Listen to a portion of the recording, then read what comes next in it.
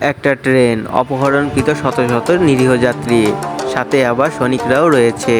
চারিদিক দিয়ে সশস্ত্র বিদ্রোহীদের চিৎকার, আতঙ্কিত মানুষদের আর্তনাদ এবং পাকিস্তানি বাহিনীদের চরম অপমান। এটা শুধু একটা ট্রেন হাইজ্যাক নয়, এটা ছিল একটি জাতীয় লজ্জা।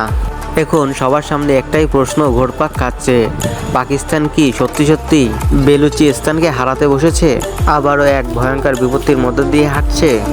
এটা এখন আর কল্পনা নয়, পাকিস্তান এই বাস্তবতার খুব কাছাকাছি চলে এসেছে।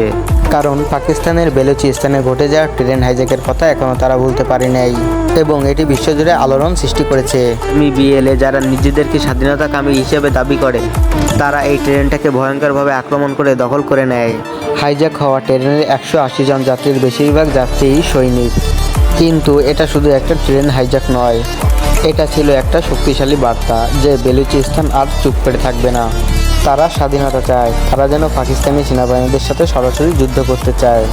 দশকের পর দশক পাকিস্তানি সেনাবাহিনীরা এদের উপরে নির্যাতন ও আক্রমণ চালিয়ে এসেছে এবং তারা অনেক নির্যাতনের শিকারও হয়েছে। খনিজ সম্পদ ও প্রাকৃতিক সম্পদ পাকিস্তানের মূল চালিকা শক্তি। এখানকার বাসিন্দারা নাগরিক অধিকার থেকেও বঞ্চিত। যদিও কিছু মানুষ পাকিস্তানের বেলুচিস্তান ও কাশ্মীরের স্বাধীনতার দাবি জানিয়েছেন, কিন্তু পাকিস্তান সরকার বরাবরই এই আন্দোলনগুলোকে দমন করে আসছেন। আসল প্রশ্ন হচ্ছে, পাকিস্তান কি এখনও বেলুচিস্তানকে ধরে রাখতে পারবে, নাকি বেলুচিস্তান এখন একটা আলাদা দেশ হতে চলেছে? কারণ ইতিহাস বলে, দমন পীড়ন যত বেশি হয়, প্রতিশোধ তত বেশি শক্তিশালী হয়। যখন কেউ সত্যিকারের পরিবর্তন চায়, তখন তাকে নিজেকে জানতে হয়, বুঝতে হয় এবং নিজেকে প্রস্তুত করতে হয়। মানুষকে এইভাবে খারাপভাবে অত্যাচার ও নিপীড়ন করতে থাকলে মানুষ একসময় এইভাবেই শক্তিশালী হয়ে ওঠে। তার বাস্তব প্রমাণ এই ট্রেন হাইজ্যাক, যা দেখলেই আপনারা বুঝতে পারতেছেন। তারা একসময় তাদেরকে কোনো ধরনের অধিকার দিত না, তাদেরকে অত্যাচার ও নিপীড়ন করত এবং তার জন্যই তারা অবশেষে পাকিস্তানের এই ট্রেনটিকে হাইজ্যাক করে এবং ট্রেনে বসে থাকা সকল যাত্রীদের তাদের নিজেদের আয়ত্ত নিয়ে নেয়। এখন তারা পাকিস্তানের সাথে যুদ্ধের সাথে লিপ্ত হতে চায়। 11ই মার্চ 2025 সকাল 9টায় গোয়েটা থেকে ছেড়ে যাওয়া ট্রেনটি জাফর এক্সপ্রেস যখন সিবি জেলায় গিয়ে পৌঁছায়, তখন এই সমস্যা এবং ঘটনার মুখোমুখি হয়ে থাকে। একটি পর্বত দিয়ে ঘেরা অঞ্চল, ইরানের সীমান্তের কাছাকাছি অবস্থিত। ট্রেনটিতে বোমার বিস্ফোরণ ঘটানো হয়। ট্রেনের গতি কমে আসতেই 6 জন বিদ্রোহী ট্রেনের ভিতরে হামলা চালায়, পাকিস্তানি সেনাকে হত্যা করে ফেলে। পাকিস্তানি সেনাবাহিনীরা আবারও কোনো রকম প্রস্তুতি ছাড়াই তাদের হাতে ধরা পড়ে যায়।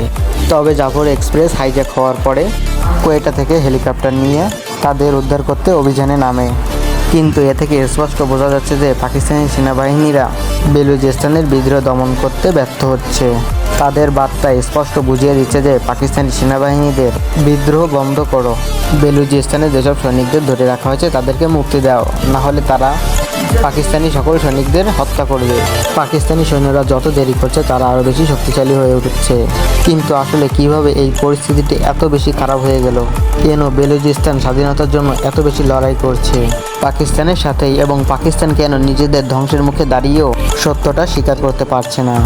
আর এর উত্তরটা পেতে হলে আমাদেরকে একটু অতীতটা ঘাঁটতে হবে। বেলুচিস্তান একসময় একটি স্বাধীন ও সার্বভৌম রাষ্ট্র ছিল।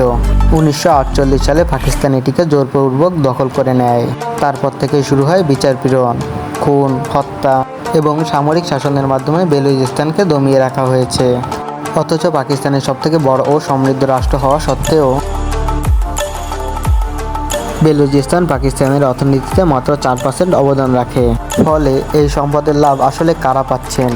কিন্তু এটা নিশ্চিত যে বেলুচিস্তান পাচ্ছে না, কারণ তাহলে তারা পাকিস্তানের অন্যতম দরিদ্র দেশ হয়ে থাকতো না।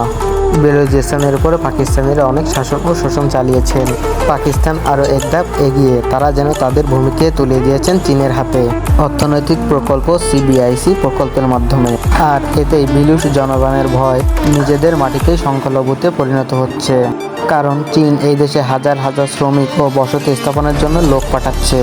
যদিও পাকিস্তানের শক্তিশালী সামরিক বাহিনী, পাকিস্তানি সেনাবাহিনীরা নিজেদেরকে অপ্রতিরোধ্য করে তুলেছে, কিন্তু জাফর ট্রেন হাইজ্যাক পাকিস্তানি সামরিক বাহিনীর শক্তিতে বারবার আঘাত করে চলেছে।